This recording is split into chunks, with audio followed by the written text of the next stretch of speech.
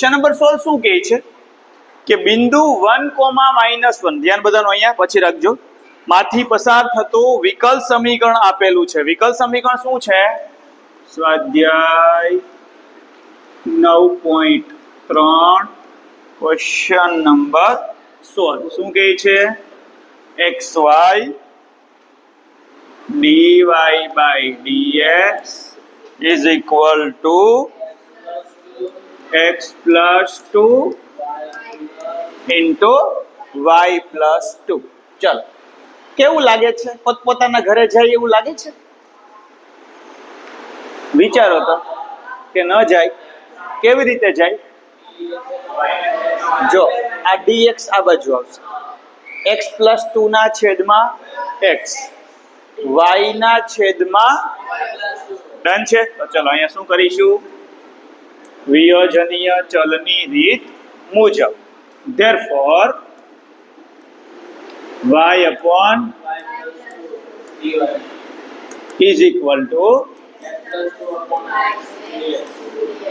Done છે. उसके बाद બંને બાજુ સંકલન, વિયોજન તો થઈ ગયું, બંને બાજુ સંકલન લેતા y upon y plus 2 dy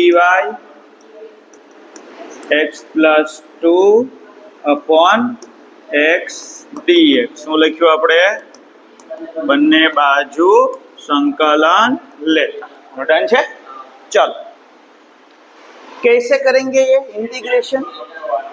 છેદને અંશમાં ગોઠવીએ. ચલો ગોઠવી દઈએ છેદને અંશમાં. તો અહીંયા શું આવશે? y plus 2 minus 2 upon y plus 2. Done છે. चलो इसमें छेद अलग अलग કરી દઈએ એટલે આવે છે 1 plus 2 upon x dx. चलो અહીંયા છેદ અલગ અલગ થશે તો છેદ અલગ અલગ થાય તો શું આવે? 1 dy.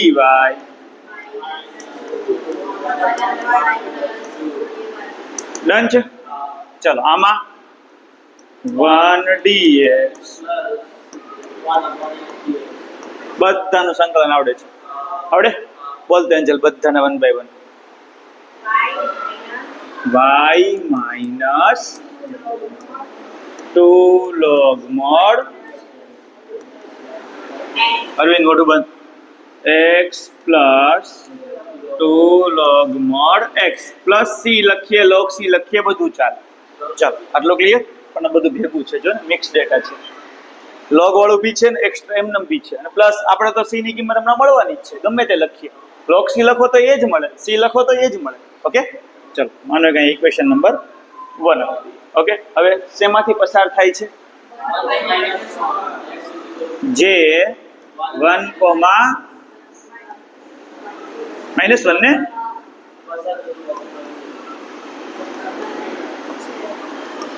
ચાલ જ્યાં x દેખાય ત્યાં અને y દેખાય ત્યાં કરો પુટ. ચાલો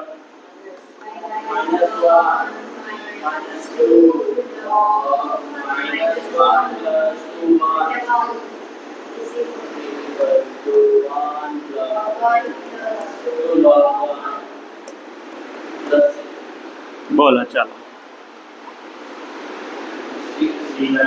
જો આ ગયો, આ ગયો, આ 1 પેલી બાજુ ગયો, -2 c બરાબર. ચલો આ c ની કિંમત ક્યાં પુટ કરીશું? ઇક્વેશન નંબર 1 માં. ચલો કન્ફર્મ કરાવો તો મને આન્સર. એક બાજુ લીધેલા હશે કદાચ કોઈક ભાઈઓને.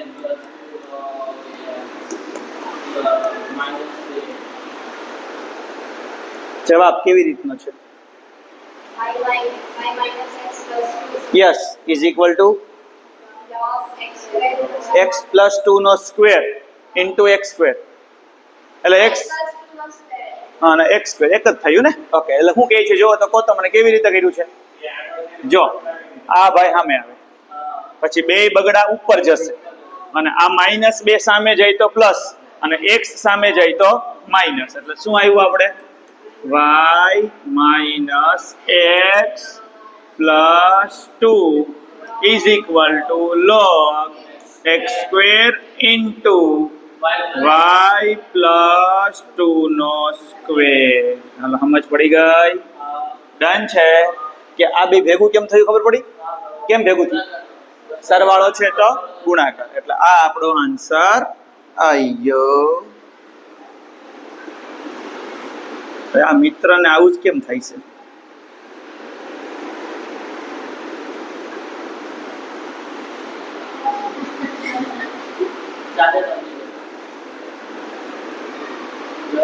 હવે મિત્ર આવશે. ઓકે છે, ડન છે, ક્લિયર. ચાલો વધીએ આગળ. શું કહે છે નેક્સ્ટ ક્વેશ્ચન?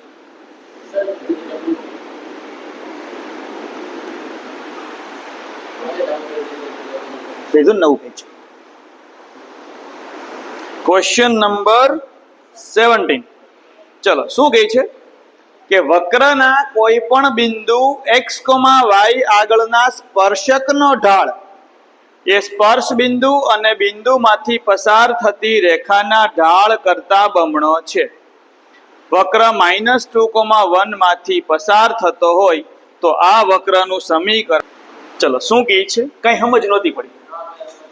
ઓકે છે, ખાલી વાંચ્યું. શું કહે છે પાછું વાંચીએ આપણે, કારણ કે વક્રના કોઈ બિંદુ આગળ સ્પર્શકનો ઢાળ, આ ટોપિક છે ને ચેપ્ટર નંબર 6 માં આવતો હતો પણ નીકળી ગયો છે. એટલે પેલા હું તમને ડિટેલમાં થોડોક સમજાવું શું કહેવા માંગે છે, પછી ડિટેલમાં આખો તમને આઈડિયા આવશે. ધ્યાન અહીંયા. માનો કે કોઈ બી વક્ર કોને કહેવાય? વક્ર. તમે એવું ન વિચારતા વક્ર એટલે વાકું હોય એમ. નહીં. વક્રની પરિભાષા મેં એકવાર સમજાવેલી તમને ચેપ્ટર નંબર 8 માં સંકલનના ઉપયોગમાં વક્ર શબ્દ આવતો. વક્ર કોને કહેવાય? વક્ર એટલે કોઈ પણ લાઈક રેખા હોય તો એને વક્ર કહેવાય, પરવલય હોય તો એને વક્ર કહેવાય, ઉપવલય હોય તો વક્ર કહેવાય, અતિવલય હોય તો વક્ર કહેવાય, વર્તુળ હોય તો વક્ર કહેવાય. ત્યાં કોઈ પણ સમીકરણ હોય તો એને વક્ર તો કહેવાય જ, કારણ કે કોઈ પણ સમીકરણ હશે ને એ કંઈક આકાર ધારણ કરે, એટલે કંઈક આલેખ તો બનાવે છે. લાઈક માનો કે આપણે સાઈન આવો બનાવીએ તો એ વક્ર જ છે. સમજ પડી ગઈ? એટલે વક્ર એટલે વાકું એવું નહીં વિચારતા, વક્ર એટલે કોઈ એક આકાર. ચાલો આટલું ડન છે. હવે શું કહે છે? વક્રના કોઈ બિંદુ આગળ, માનો કે આપણે વિચારી લઈએ કે સર આવો કંઈક વક્ર છે, ખબર નથી પણ આવો કંઈક વક્ર છે વિચાર. હવે પાછું વિચારીએ, વક્રના કોઈ બિંદુ આગળ, માનો કે એક બિંદુ છે. ડન છે? અહીંયા કોઈ એક બિંદુ છે. હવે એ બિંદુ આગળ ઢાળ શબ્દ કોને કહેવાય? ઢાળ 11મા ધોરણમાં રેખા ભણી ગયા ચેપ્ટર તમે. dy/dx તો સાચી વાત છે, ઢાળ મળે કે? ઓકે છે. સ્પર્શક કોને કહેવાય?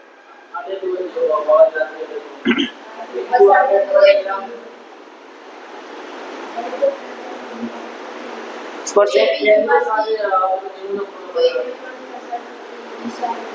કોઈ પણ વક્ર પર બિંદુ કેટલા હોય? અસંખ્ય. તો અસંખ્ય બિંદુ હોય તો અસંખ્ય બિંદુનું કોઈ એક બિંદુ માનો કે આ લઈએ અને એ બિંદુ આગળ આપણે જે રેખા દોરીએ ને, બિંદુને આગળ આમ આવી રીતે રેખા દોરીએ ને, જે એ રેખાને કહેવાય સ્પર્શ. ઓકે છે? માનો કે વર્તુળાકાર હોય તો વર્તુળ એ વક્ર જ કહેવાય ને. તો વર્તુળ પરના કોઈ બિંદુ આગળ આમ રેખા દોરીએ ને એને કહેવાય સ્પર્શ. સ્પર્શક શબ્દ તો 10મા ધોરણમાં આવતો હતો. આનો પ્રમેયથી તમે ગોખતા હતા, યાદ છે? PA = PB કરીને સાબિત કરતા, PT1 = PT2, યાદ છે? ઓકે ચાલો આટલું ક્લિયર. સ્પર્શક સમજ પડી ગઈ.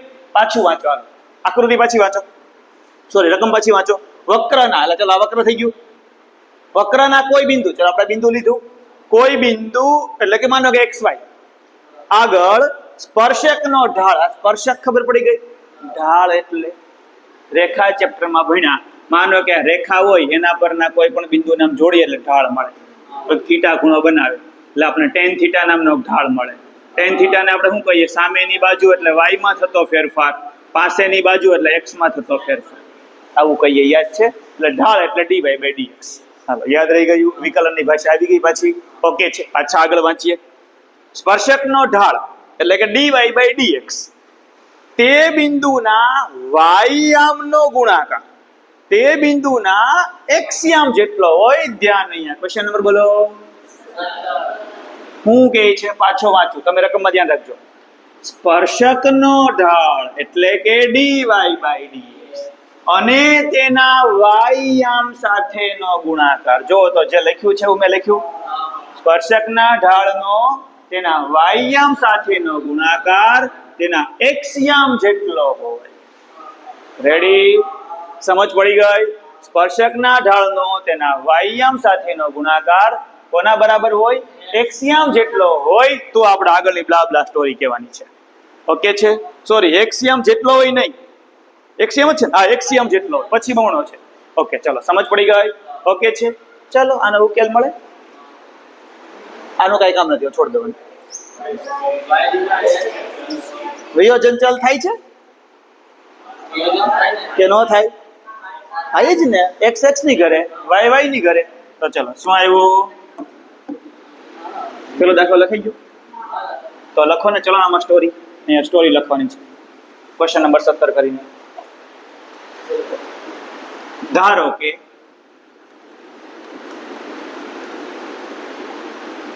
વક્ર પરનું બિંદુ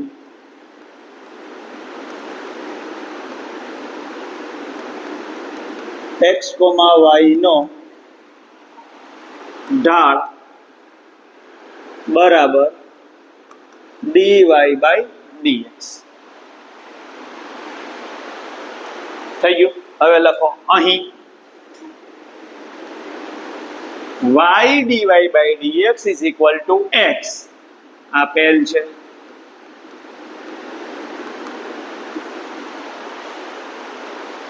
ચલો એના પછી હું લખીએ છીએ સાથે લખો. ચલો, વિયોજનીય ચલની રીત મુજબ શું આવશે? શ્રેયા બોલ બેટા. વિયોજન કરતો ઘરે લઈ જતો પોતાની. Very good. y dy, very good, x dx. પછી આન્સર શું આવે? ઓકે, બંને બાજુ સંકલન લેતા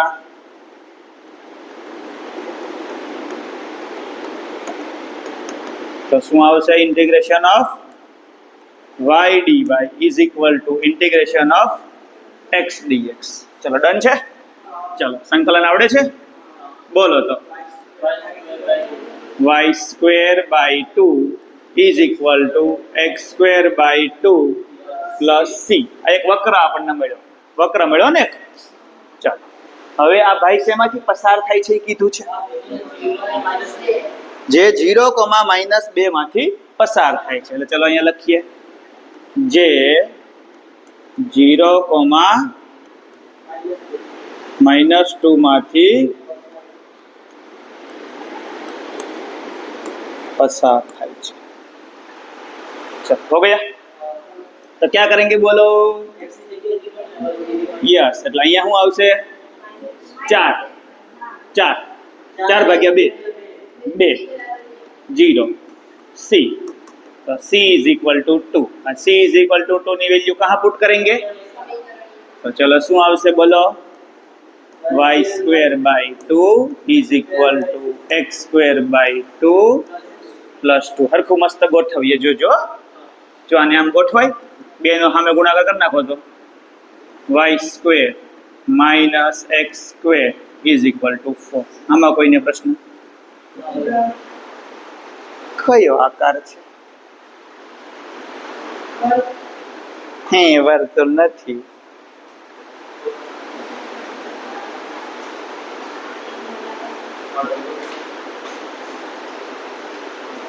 કયો આકાર છે? એક હું બોલ્યો તો કે આ તો કોઈ દી નો આવે.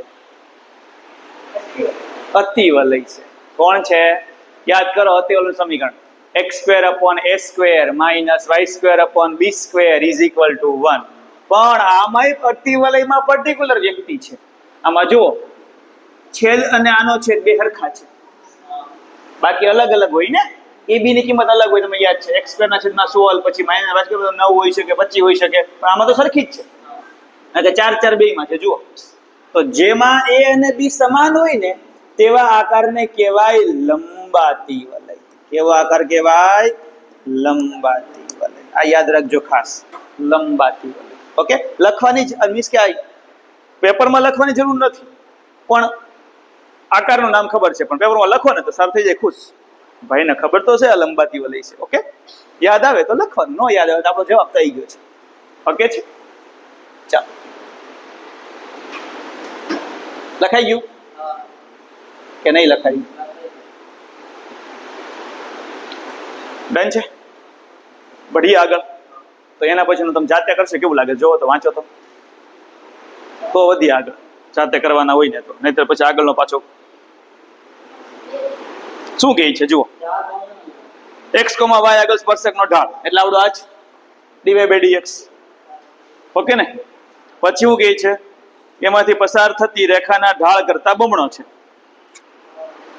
ન સમજાયું?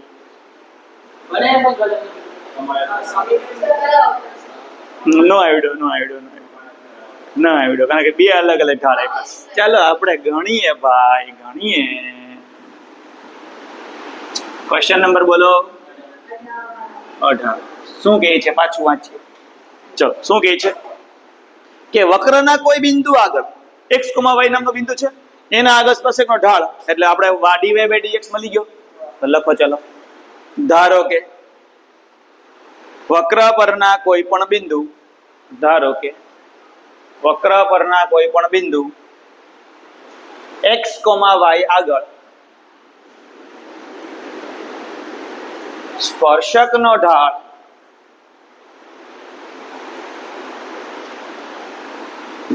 m1 बराबर dy by dx.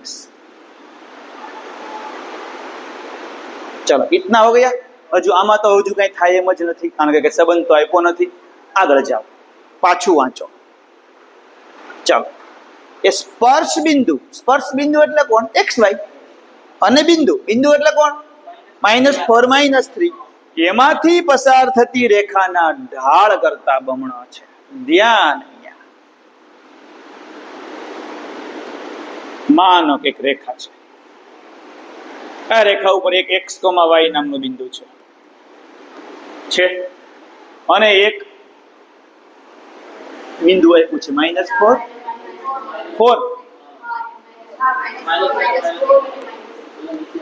Okay, done છે ને?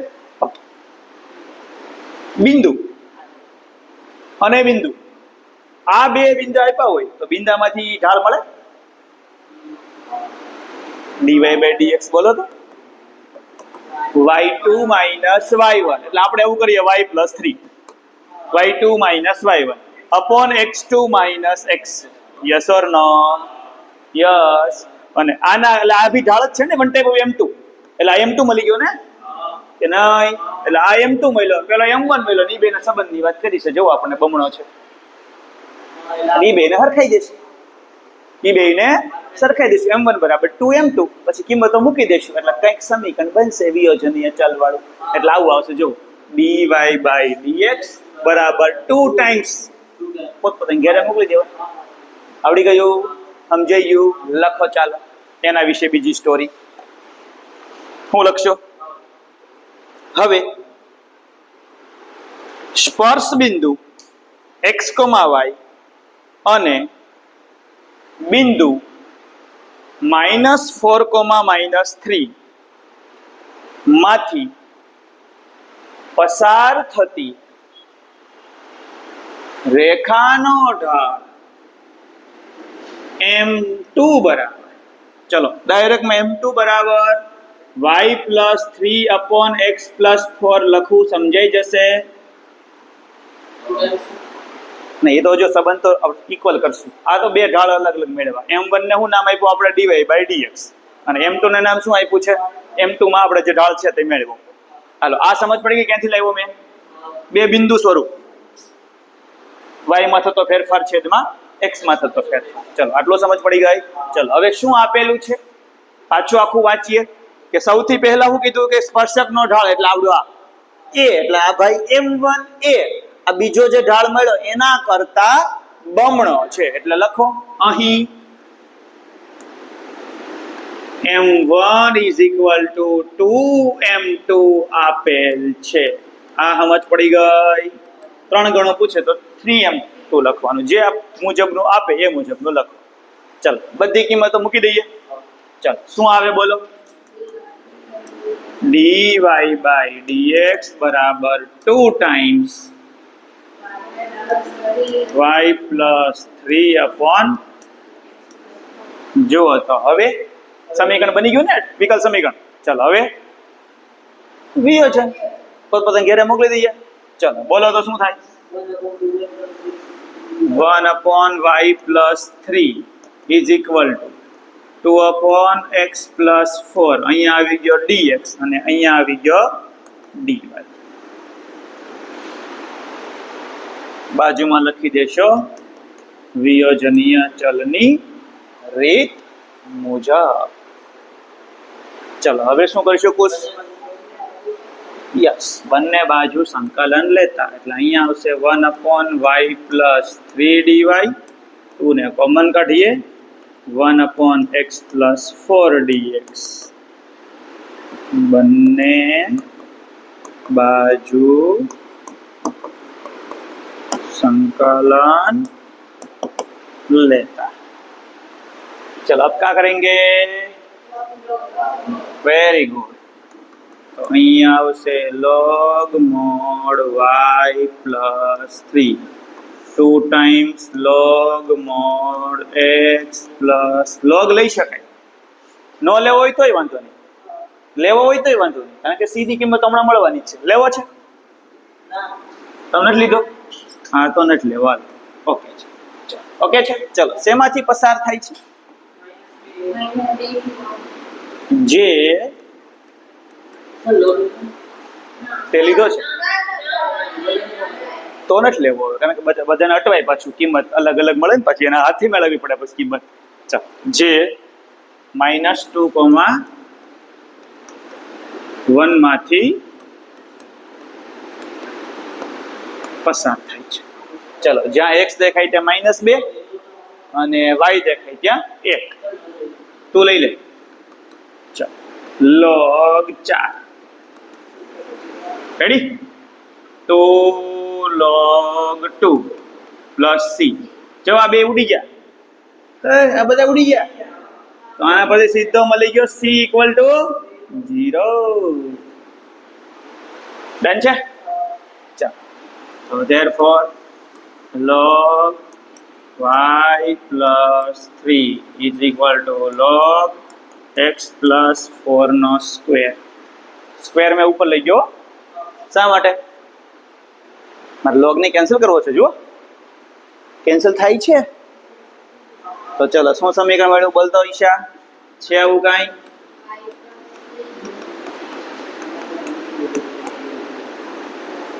કે નથી?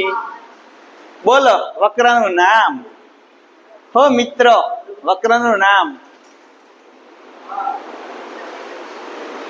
પ્રિન્સી, વક્રનું નામ. પર્વલય છે, પણ આકાશમાં ઉડે છે પર્વલય. 0 0 માંથી પસાર નથી થતો, જોઈ લો. બાકી આપણે પર્વલય કેવા ભણ્યા? આવા ભણ્યા કે આ બાજુ મોઢું હોય, કે ઉપર મોઢું હોય, કે આ બાજુ મોઢું હોય, કે નીચે મોઢું હોય, અને 0 0 માંથી પસાર થતો હોય. પણ આમાં જો x ની કિંમત 0 મૂકો તો y 0 નથી આવતો. એટલે 0 0 માંથી પસાર થતો નથી. શેમાંથી પસાર થાય છે? પેલા તો મોઢું કઈ બાજુ છે? મોઢું, મોઢું નક્કી કરાવે.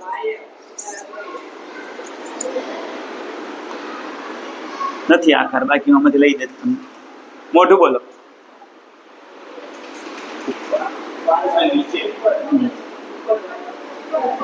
ઉપર જો x² = 4by, x² = 4by. ઉપર મોઢું, સાચી વાત છે. હવે ઉપર મોઢામાં લોચો શું છે? હમણાં મેં વાત કરી સર આવી રીતે મોઢું તો છે નહીં. તો આ ભાઈ જે છે એને આમ ગમે ત્યાં ઉપર નીચે થવાનું છે. આ બાજુથી હોઈ શકે, આ બાજુથી હોઈ શકે, કઈ પણ જગ્યા પરથી ઉપર નીચે હશે. તો આ સૌથી લોએસ્ટ પોઈન્ટ કયો હશે? આ ડિટેલમાં જાઉં છું, બાકી કઈ જરૂરી નથી કે પૂછાય, તો આપણે ખબર પડે કે કોઈ વખત કામ આવે. લોએસ્ટ પોઈન્ટ, લાઈક તમે આવું ભણ્યા છો, ખબર ને? આવું ભણ્યા છે. જો આને મેચ કરો તો આવું જ છે. જો આવું જ છે ને? આને ને આને મેચ કરો તો આને આવું કહેવાય. હવે મેચ કરો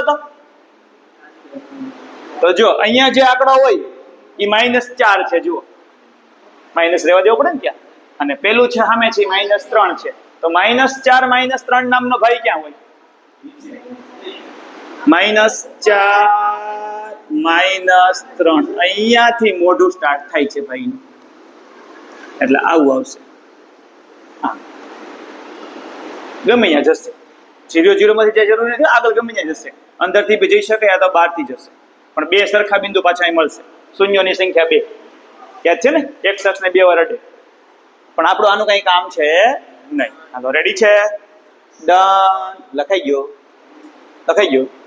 કેટલી વાર છે? ચાલો ક્વેશ્ચન નંબર 19. હાલો થઈ જાય તો કરી નાખીએ. ચલો એ ધ્યાન અહીંયા, ઓય બધા ધ્યાન. શું કહે છે? ગોળાકાર બલૂન. બલૂન એટલે ગોલક. ફુગ્ગો ગોલક. ગોલકનું ઘનફળ બોલો તો પાય r ક્યુબ. આવું કઈ આવે છે કે નહીં જોઈએ આપણે. ઓકે, ગોળાકાર બલૂનમાં હવા ભરવામાં આવે છે. તેનું ઘનફળ ચોક્કસ દરથી વધે છે. તેનું ઘનફળ ચોક્કસ દરથી વધે છે. લાઈક આવું છે dv/dt. ઓકે છે? ચલો વધી આગળ. જો શરૂઆતમાં તેની ત્રિજ્યા 3 એકમ હોય અને 3 સેકન્ડ પછી જો 6 એકમ હોય તો t સેકન્ડ પછી ત્રિજ્યા કેટલી? બહુ વધારે પડતું અઘરું છે. લગભગ 9 મિનિટમાં પતી જાય તો સારું. ટ્રાય કરીએ આપણે. હાલો બધાનું ધ્યાન. અહીંયા કશું લખવું નથી, ધ્યાન બધાનું. સ્ટોરી બધી પછી લખાવું કે ત્રિજ્યા r છે, સમય t છે, ઘનફળ v છે, અને બધું ખબર છે આપણને. ગોલકના ઘનફળનું સૂત્ર બોલી છે. ઓકે, હવે એનું ઘનફળ ચોક્કસ દરથી વધે છે, એટલે ઘનફળ ચોક્કસ દરથી વધે છે.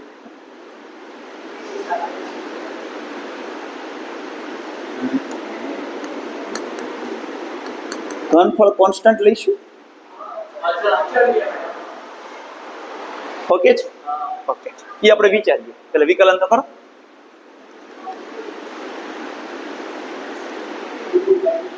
dv/dt બરાબર 4/3 પાઈ. કોઈને પ્રશ્ન કે નહીં? પ્રશ્ન નહીં. ચલો આ મિત્ર ગયો. ચલો ત્યાં કોન્સ્ટન્ટ મૂકી દઈએ તો ચલો શું થાય? k = 4πr² dr/dt. k હોય, c હોય, ગમે તે અચળાંક હોય. ઓકે છે? કોન્સ્ટન્ટ છે. ચલો જો તો હવે આમાં dy/dx જેવું દેખાય છે તો વિયોજન થાય છે, પોતપોતાને ઘેરે જાય? જાય જ ને, સિમ્પલ છે, જાય. એટલે જો આ બધું ભેગું રહે, dr આ dr અને dt સામે ગયો, અથવા તો આને સામે લઈ જાઓ, dt ના k ને આ બાજુ લઈ જાઓ. સમજાય છે ને? તો ચલો આને એમને રહેવા દઈએ. ચાલો તો k dt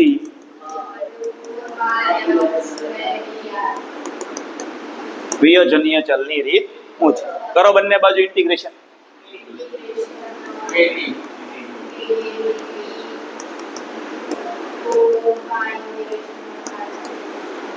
ડન છે? બંને બાજુ સંકલન લે. ચાલો જઈએ આગળ. ચાલો વિક સંકલન કરી નાખીએ. બોલો શું થાય? kt 4πr³/3 c. આ એક વસ્તુ મળી આપણને. હવે કન્ડિશનો આપી છે. બોલો શરૂઆતમાં એવું કંઈક છે. શરૂઆતમાં ત્રિજ્યા 3 એકમ હોય, પછી પાછી કન્ડિશન આપી છે 6 એકમ હોય, પછી પાછી કન્ડિશન આપી છે 30 સેકન્ડ પછી કેટલી હોય. એટલે 3 વસ્તુ છે.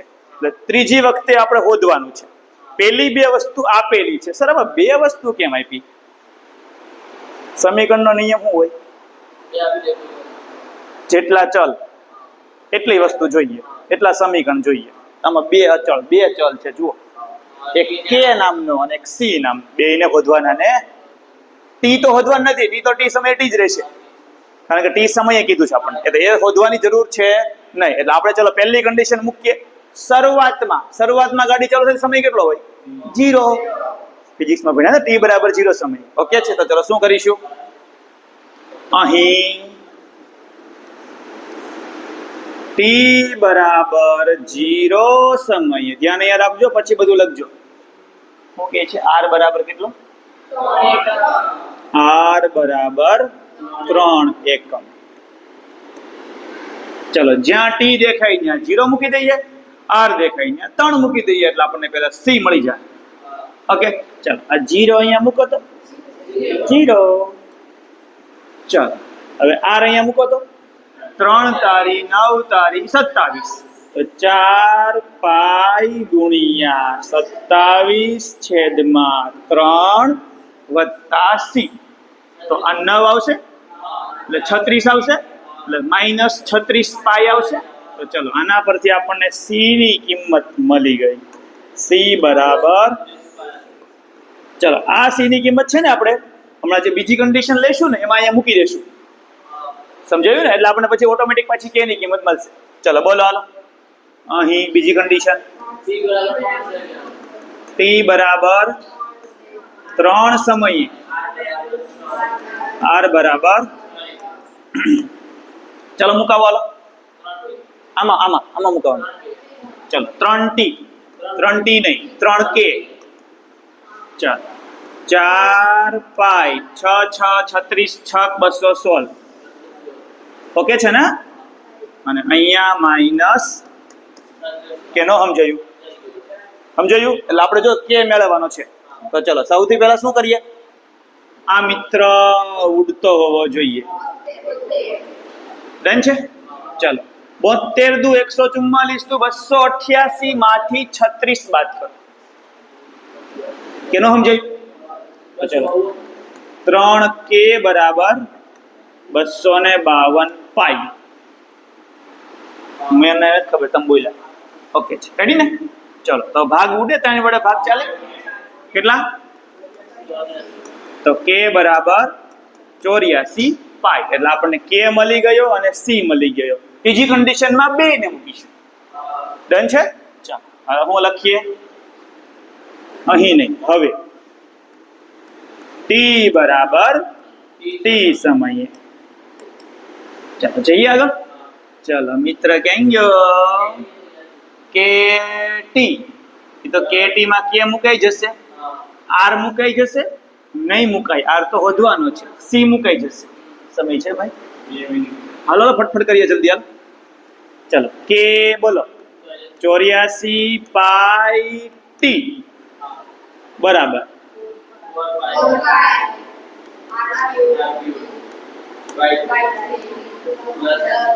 પ્લસ કે માઇનસ? જલ્દી. ડન છે? ચાલો હવે આ ભાઈને સામે લઈ જઈએ. ચાલો તો શું થાય બોલો? 84 જગ્યા નો થયો ભાઈ, 84 પાઈ પ્લસ 84 પાઈ ટી પ્લસ 36 પાઈ ગુણ્યા 3/4 પાઈ બરાબર આર ક્યુ. ચલો હવે આર મેળવવો હોય તો ઘનમૂળ કાઢવું પડે, તો આ મિત્રને અંદર ગુણી દો. પાઈ ઉડી ગયો, પેલા પાઈ મિત્ર ગયો. ચલો બોલો તો 252 ટી પ્લસ 36, અરે 4 વડે ભગાય છે, 4 વડે ભાગો ને, 21 તેરી 63 ટી, સમજાયું ને? પ્લસ 9 તારી 27,